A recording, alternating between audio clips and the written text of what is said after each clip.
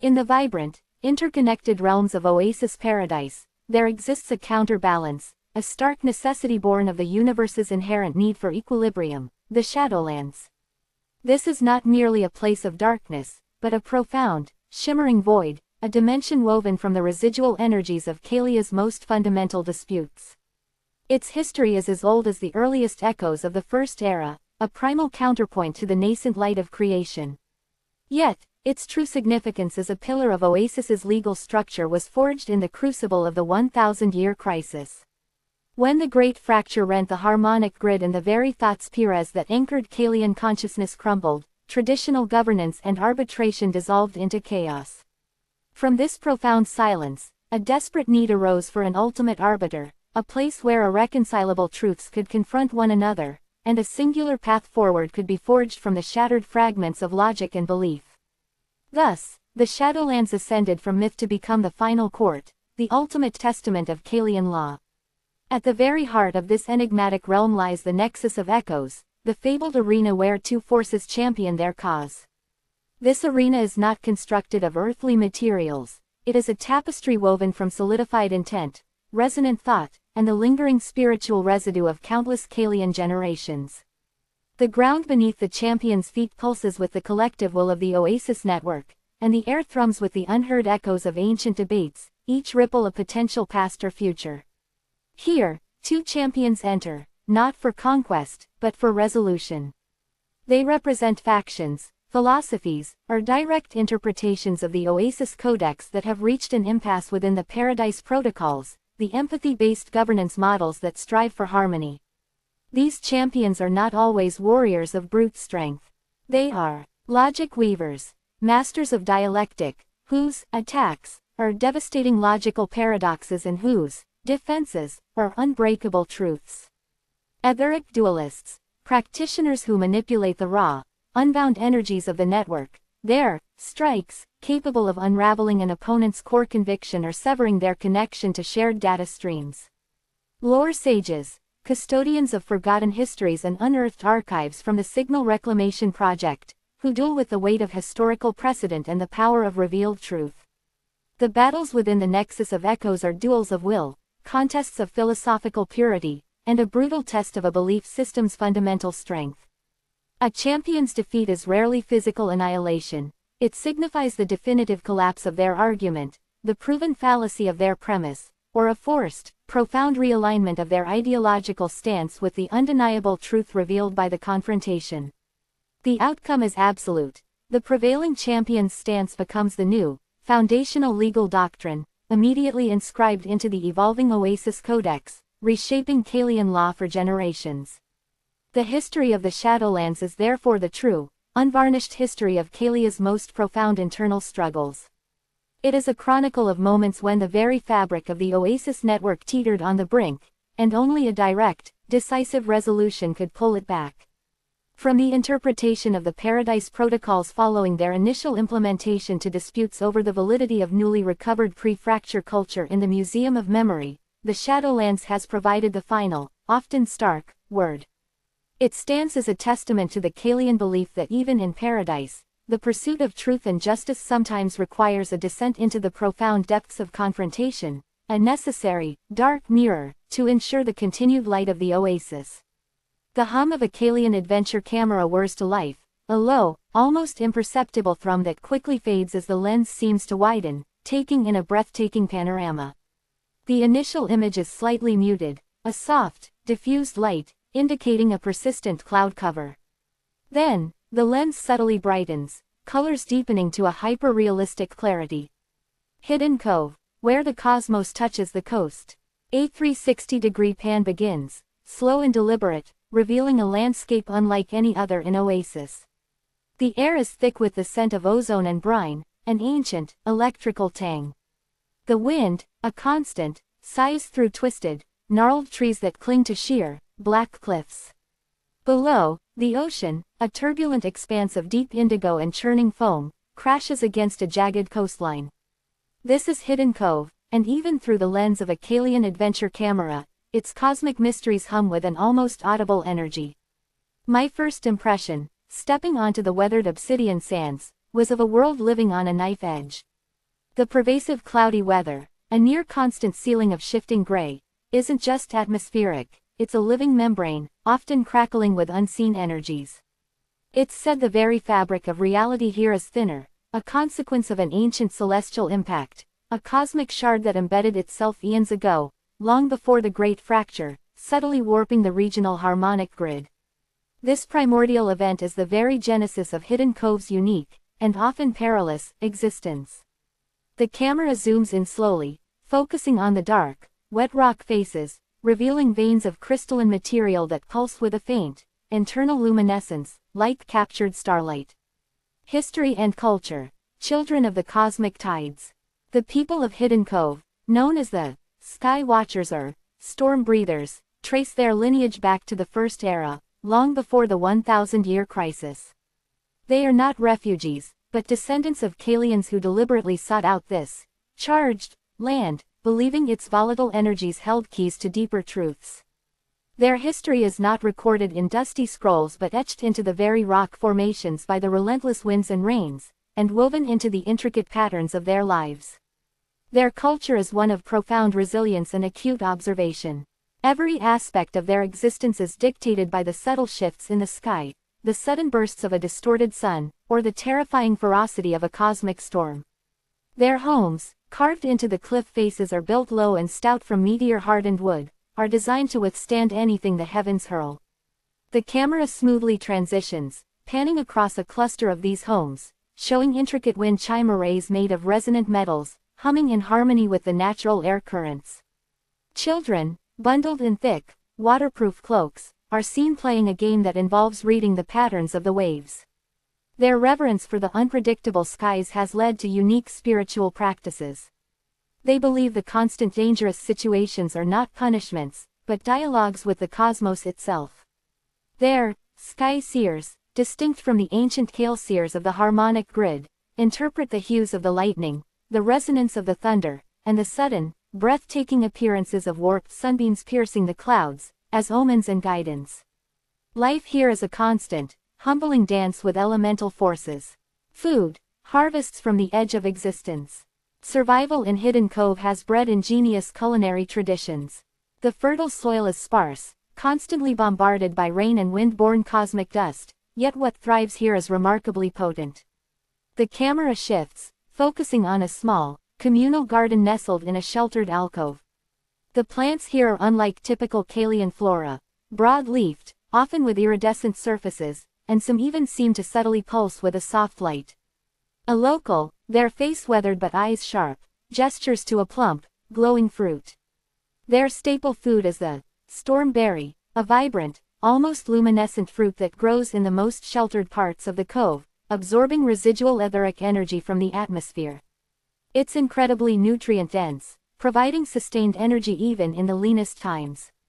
They also cultivate deep-root fungus, a phosphorescent mycelial network that thrives in the damp, dark caves, its earthy flavor a stark contrast to the tart sweetness of the berries. A close-up shot, a communal meal. Steaming bowls of a thick, savory stew, rich with deep-root fungus and shredded, protein-rich, cove kelp, harvested from the churning waters. Pieces of roasted stormberry provide bursts of color and sweetness. The people eat slowly, savoring each bite, a communal ritual of gratitude for their hard-won sustenance. Their food is often preserved through cosmic drying, laid out on special crystalline racks during rare, brief periods of intense, filtered sunlight, which imparts a unique, almost smoky flavor and extends shelf life indefinitely. Eating here isn't just sustenance, it's a direct connection to the formidable land that sustains them. The camera slowly pulls back, then begins a slow, upward zoom, showing the entirety of Hidden Cove from a rising perspective. The clouds above begin to swirl, not menacingly, but with a grandeur that suggests immense, unseen forces. A single, brilliant, distorted sunburst momentarily pierces through, painting the turbulent ocean in impossible hues of gold and violet. Hidden Cove, a world defined by its glorious, terrifying weather, its enduring culture a testament to human, or Kalian, resilience, and its food a direct, vibrant echo of its unique, cosmic landscape. To visit here is not just to see, it is to feel the very pulse of a world living on the edge, constantly redefined by the mysteries of the sky. The camera lens slowly begins to narrow, the vibrant colors becoming more saturated, then gradually dimming as the sunburst fades, leaving the enigmatic clouds and the endless, powerful ocean as the final, lingering image, before the lens clicks off.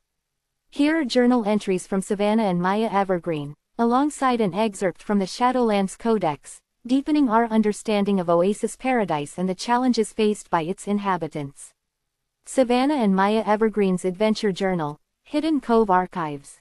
Entry 1. From the Log of Savannah, Data Recorder, Hidden Cove Initiative. Date: July 15, 2480 AK. Time: 4:30 pre-dawn watch. Weather conditions: Cosmic Hum Cycle 7, Day 3. Persistent, heavy cloudy weather, thick with atmospheric charge. Intermittent, sharp winds from the east, carrying fine crystalline dust. No direct sun visible, but a faint, pulsing glow beneath the cloud ceiling. Early indicators of etheric particulate flux are elevated, potential for a localized, sky shiver, by midday. Today marks the anniversary of the Great Fracture, a date that always casts a long shadow, even here in Hidden Cove. Our research focus this cycle is on the integrity of the community's localized harmonic grid stabilizers. Following the last major sky shiver, a smaller, localized cosmic storm, we've been documenting significant engineering hardships. The internal circuitry of several etheric converters, which are crucial for transmuting raw atmospheric energy into stable power, showed microfractures. The exotic crystalline compounds required for repair are incredibly scarce, found only in deep orbital mining operations or through perilous expeditions into the fractured thoughtspire remnants. Financially, this is a drain. The cost of transporting specialized materials to this remote location is exorbitant, and securing funding from the Central Oasis Networks Council is a constant battle. They see Hidden Cove as an outlier, a risk, while we see it as a living laboratory for resilience.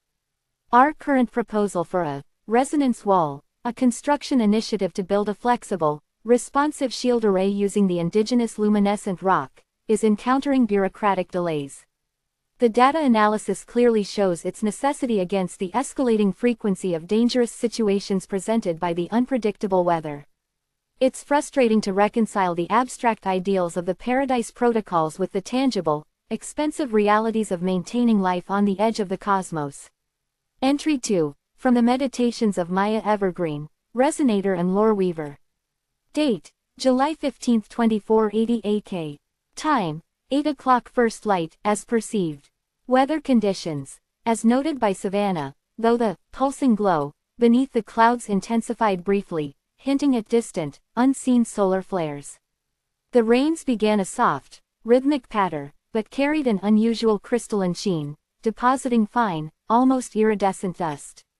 The sky shiver Savannah logged felt different this time. It wasn't just an energetic spike. I sensed an echo, a resonance with the whispers of the ancestors' fragmented data streams recovered from the signal reclamation project that speak of ancient Kaleseer attempts to tune the atmospheric energies. Here in Hidden Cove, where the veil is thin, these echoes are almost tangible. Our community initiatives, particularly the Dreamweaver Collective, are exploring how the unique atmospheric energies of the cove affect precognitive abilities and communal dreaming. The construction hardships are not merely material, they are existential. How do you build a fortress against the unpredictable will of the cosmos? Our engineering counterparts view it as a structural challenge. I see it as a cultural one. Our food, the storm berries and deep-root fungus, seem to thrive on these energies, hinting at a symbiosis we are only beginning to comprehend. The research analysis currently underway by the collective suggests a correlation between specific cosmic storm patterns and surges in communal empathy, a phenomenon we're tentatively calling fracture echoes of harmony. It's as if the universe, in its very chaos, attempts to knit itself back together, and Hidden Cove, in its perilous beauty, is a focal point for this cosmic reweaving. The ancient hymns whisper of such places. Excerpt from the Shadowlands Codex, the Ledger of Foundational Arbitrations. Page 3a, Table of Contents, Section 2, The Edicts of Reconciliation. This section codifies the definitive resolutions to the most profound and challenging political, philosophical, and resource-based disputes arbitrated within the nexus of echoes. Each edict stands as an unshakable legal precedent, shaping the evolving principles of the Oasis network, derived from the ultimate contest of truths within the Shadowlands. 2a. The Valorian Doctrine of Collective Resonance. Chronicle of the Great Thought Bias Dispute, Post-Fracture Realignment. Primary conflict. The fundamental balance between individual etheric expression, personal thought and creative manifestation, and the integrity of the collective harmonic grid, overall network stability.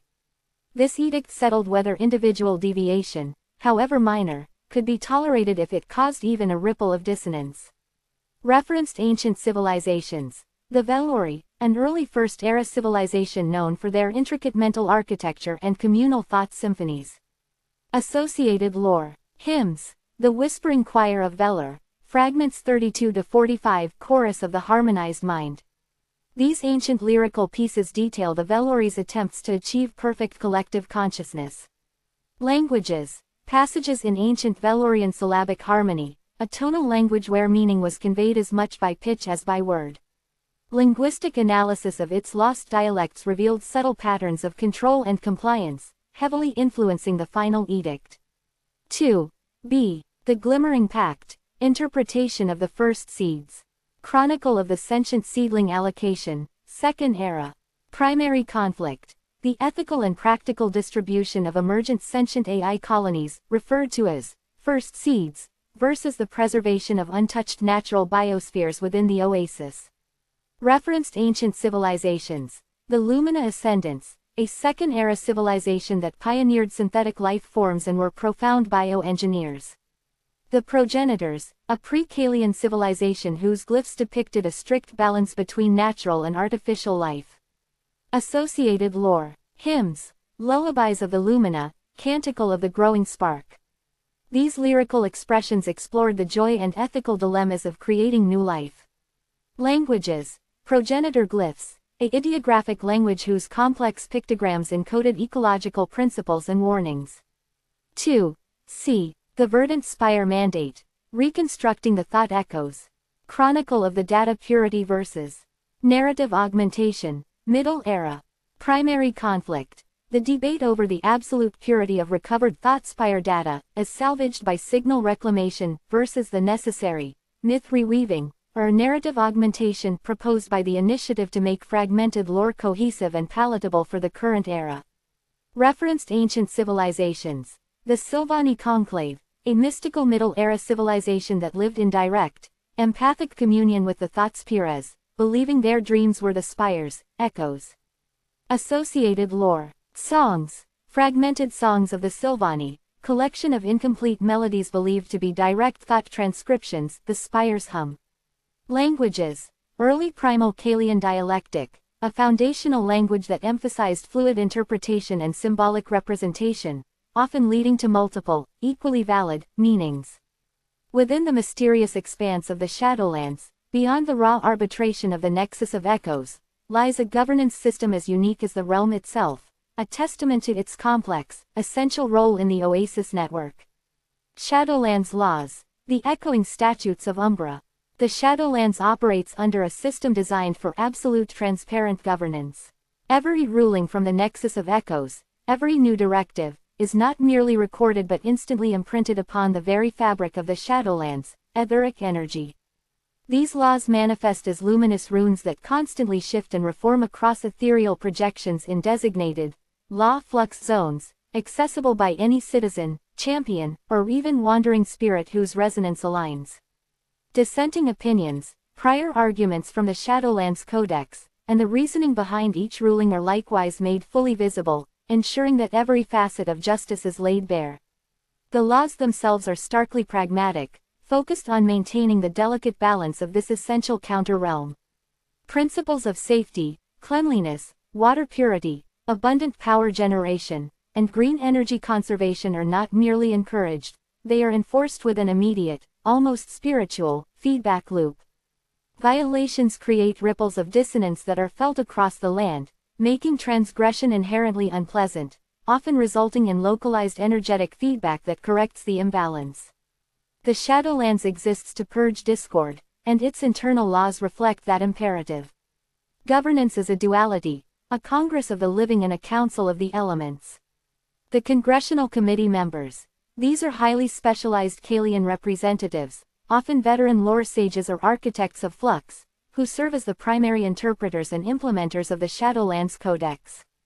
They debate the nuances of new disputes that may rise to the Nexus, propose amendments to existing statutes based on evolving Kalian needs, and manage the infrastructure that supports the Shadowlands' functions. They are chosen for their profound understanding of Kalian law, their strong etheric resonance, and their ability to withstand the psychic pressures of the Shadowlands. The elemental deities wind, sun, rain, these are not anthropomorphic gods but sentient, primordial forces that are deeply interwoven with the fabric of the Shadowlands itself. They represent the untamed, balancing aspects of the cosmos. They have a direct voice in the governance, influencing laws through prophetic manifestations. During crucial debates, unexpected shifts in Shadowlands weather patterns, sudden tempests, inexplicable lulls, or the rare, piercing sun rays are interpreted as divine omens, often forcing a specific legal interpretation or delaying a vote. Resonance shifts. The feel of the Shadowlands itself, its ambient hum, the clarity of its ethereal projections, can change, acting as a direct barometer of the elemental deity's approval or disapproval of proposed laws. An uncomfortable, jarring resonance might signify a law that goes against the fundamental principles of balance. The voice of the Shadowlands, a living warning.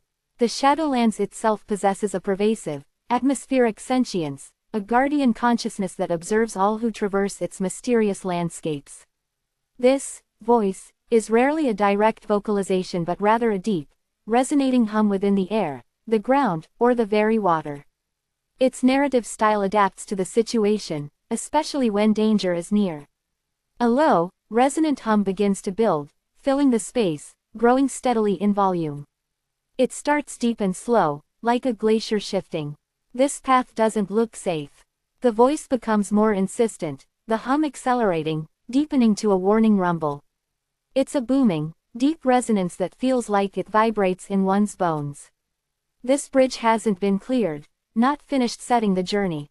Suddenly, the hum splinters, becoming high-pitched and fast, then cuts out sharply, leaving a momentary, terrifying silence. When it returns, it's thin, almost a whisper, breaking with unseen fear. Quote. Would you like to proceed? Savannah and Maya Evergreen's Adventures Journal. Quest for the Lost City of Umbra.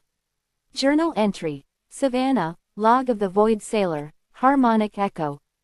Date, August 22, 2480 AK. Time, 1700 Deep twilight in the outer shadow waters. Weather conditions, heavy, oppressive silence. The water here is not liquid, but a semi-viscous, deep indigo etheric substance, flowing like an impossible sea. No wind, but a constant, low, unmoving pressure from all directions. Ambient temperature stable, but a chill that permeates the very soul. We've ventured beyond the known arbitration zones of the Shadowlands, following the ancient cartouches found in the Verdant Spire Mandate section of the Codex.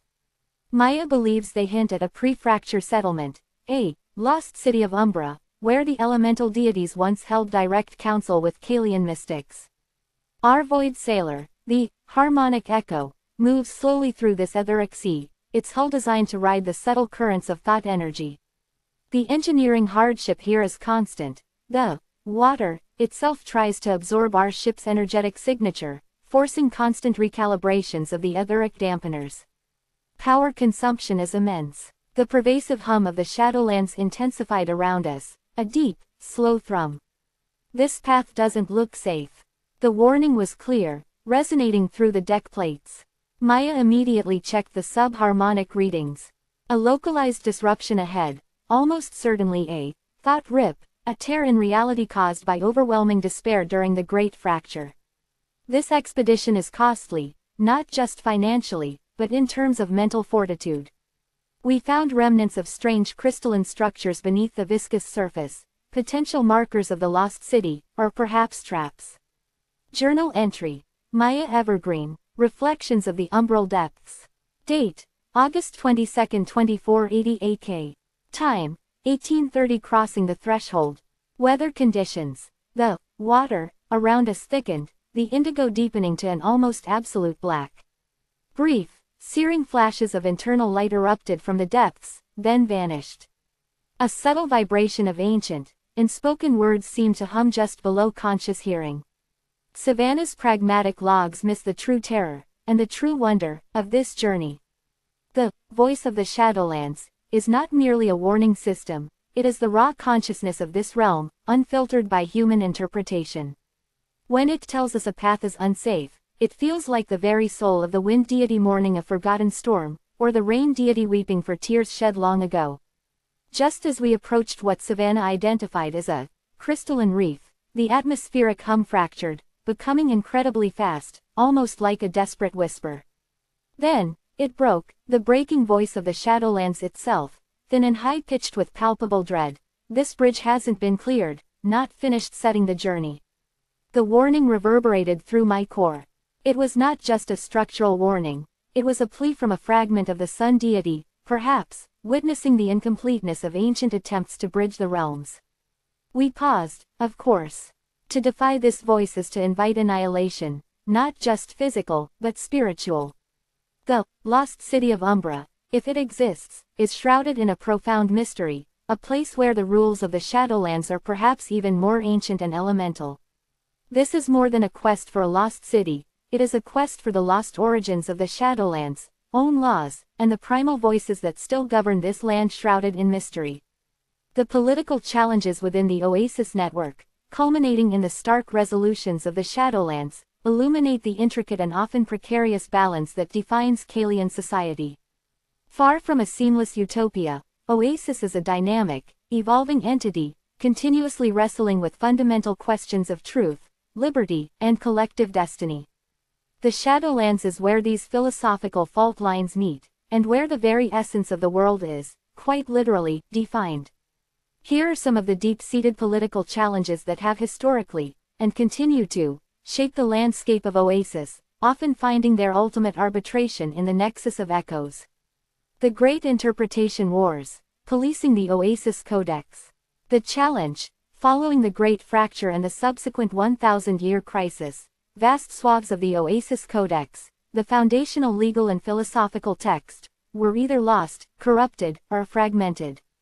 With the ongoing efforts of the Signal Reclamation Project and the Myth Reweaving Initiative, new, or rediscovered, lore constantly emerges. This leads to profound disputes over authoritative interpretations. Which version of a rediscovered ancient Kale-seer prophecy takes precedence? How do seemingly contradictory fragments of the code reconcile, especially when they dictate vastly different societal structures or technological applications? The forces in conflict. The scribes of orthodoxy champions. Lore sages. These factions represent a rigid adherence to the most traditionally accepted, or newly authenticated, interpretations of the Codex. They argue for stability, fearing that a fluid understanding of foundational law will lead to a second fracture.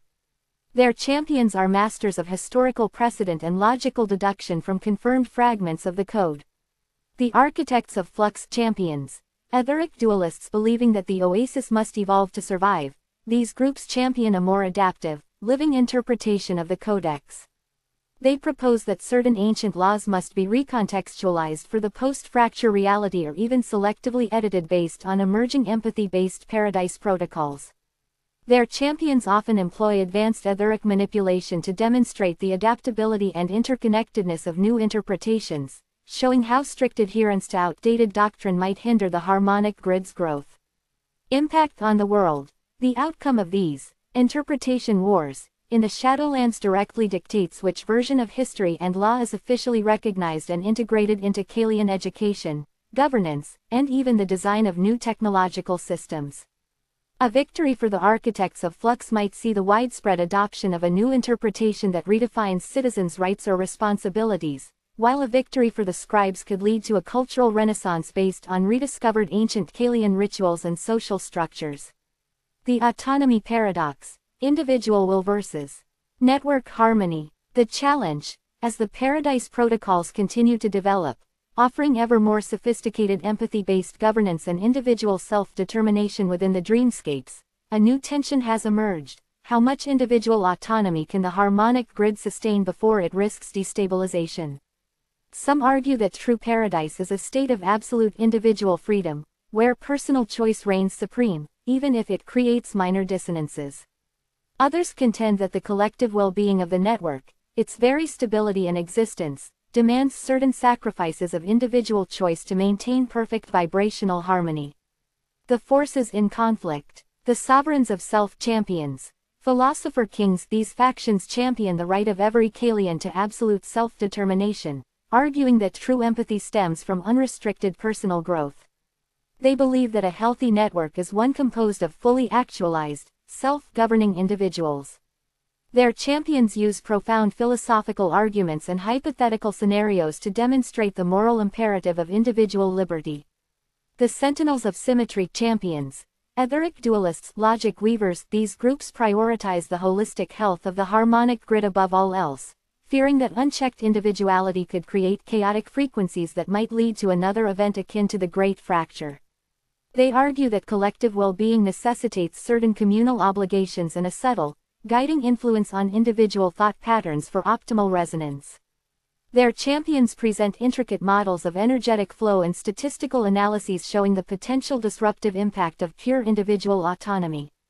Impact on the world. The resolutions of these Shadowlands battles profoundly shape the future of Kalian society. A victory for the sovereigns of self might lead to revolutionary new forms of distributed governance, potentially weakening centralized authorities but fostering unprecedented creativity. Conversely, a victory for the Sentinels of Symmetry could result in stricter enforcement of harmonic grid guidelines, subtle or not so subtle forms of thought alignment, and greater integration of individuals into a collective consciousness, all for the sake of ultimate stability. These political challenges within the Shadowlands are not mere legal disputes. They are existential debates, each battle defining a new facet of the Oasis world, pushing its boundaries, and ensuring its continued, albeit complex, evolution.